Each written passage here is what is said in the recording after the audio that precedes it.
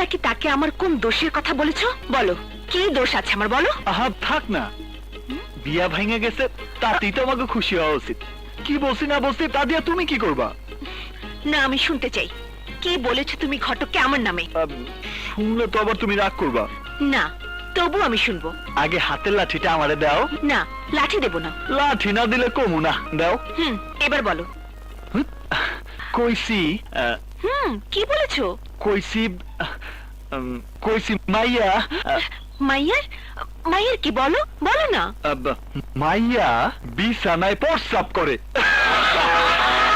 শালা, তোমাকে আমি দাঁড়াও, দেখাচ্ছি মজা।